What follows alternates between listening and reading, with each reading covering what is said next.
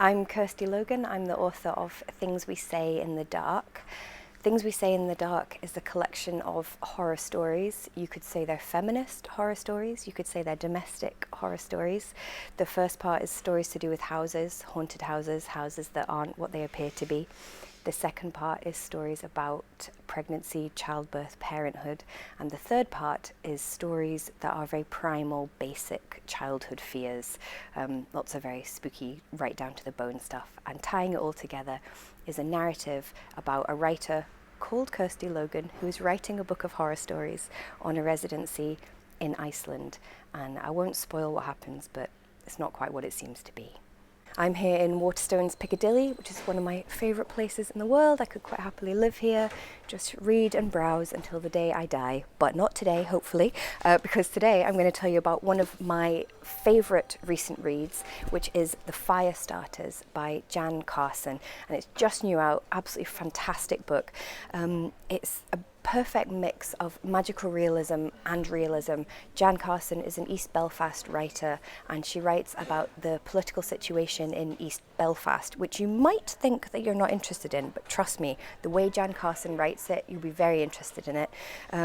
It starts with these fires that get set all around the city, and it's unclear whether this is a real thing that happens or whether this is part of the magical realism, and it more and more slips into the surreal or the strange because children are able to do things like turn into boats, or there's one who becomes lighter and lighter until his parents have to attach him to a string so that he doesn't float away, and it all comes back to the very serious and real politics of East Belfast. So it's a fabulous book and I highly recommend it.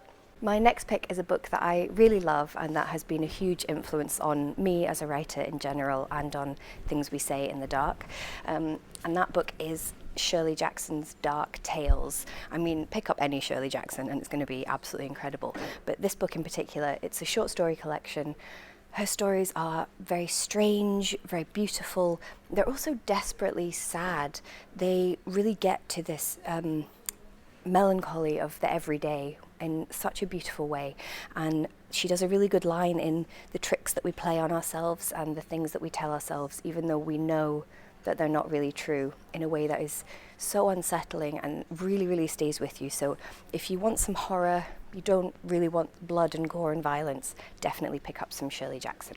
My third pick today is non-fiction, because obviously I want to be a better writer, but I also want to be a better person. So on that note, I am choosing White Fragility by Robin DiAngelo.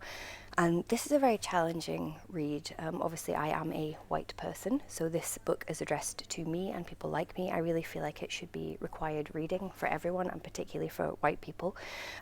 It's not an easy read always, because you feel that it's pointing out behaviours and attitudes that you maybe don't like about yourself. So it's not that it's going to be easy, it's not necessarily going to be a pleasant read, but it's a short read. It's very easy to read on a prose level, and I also feel like it's an important thing to do because we all can be better people, and I think it has made me a better person, and it's made me want to go forward trying to learn and grow and listen to people more.